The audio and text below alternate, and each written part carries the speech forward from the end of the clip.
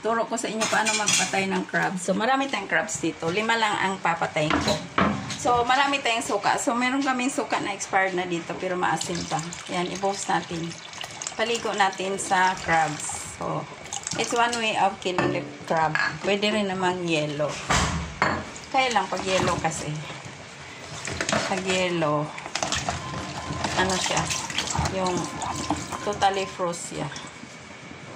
So, yan. Meron akong suka na hindi talaga expired. So, ayan. As you can see, nanghina na sila sa asin. Tanggalin ko lang pang sponge. Nandito kami sa bahay ng neighbor. So, hindi namin bahay ito. Pero, dito ako magluluto ng crab. So, steam lang to. Ang gagawin lang dito ay papatayin lang yung crab.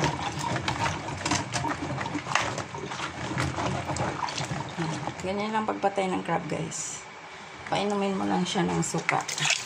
Pwede ring lemon, pwede ring kalamansi. So, ayan. Ayan, manghina na yan sa ganyan, guys.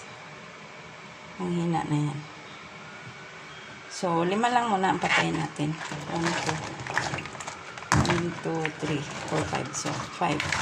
5 medium crabs lang siya. So, bagong bili lang to. Kaya, medyo ano pa siya. Medyo, tawag doon, parang matapang pa siya. So, yan. Mahahapdian na yan, guys. Kasi mahapdi naman talaga ang suka. So, yan. Tapos, ang gawin natin, hindi ko muna tanggalan ng tali kasi baka makagat naman ako. So, ang gawin natin, tatanggalin natin ito.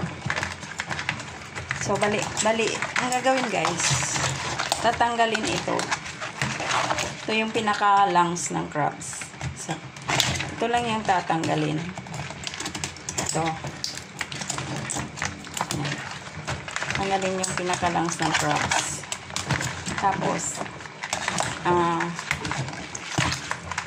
katapos nyan, pwede mo na siyang kuhaan ng ngipin dito.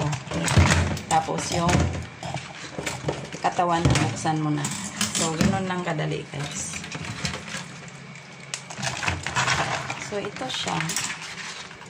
Medyo matapang pa siya ngayon. Pero, pag natusok na yung kanyang asang at naanuhan na siya na suka, maano na siya, manghina na. Wala pa kasi yung parts ng body niya hindi pa na-expose sa suka. So, manghina na yan. Siguro, I think about mga 10 minutes. Pero dahil magluluto na ako, guys, kasi nandoon na yung bisita sa kabilang bahay.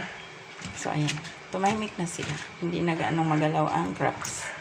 So, dahil mag-isa lang ako, walang hahawak sa video. At saka, bawal ang tripod dito.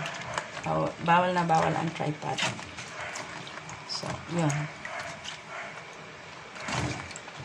Nawalan ako ng trabaho pag may tripod ako dito. So, yun. I-manual ko na lang siya, guys. So, mamaya, makita nyo na lang na malinis na.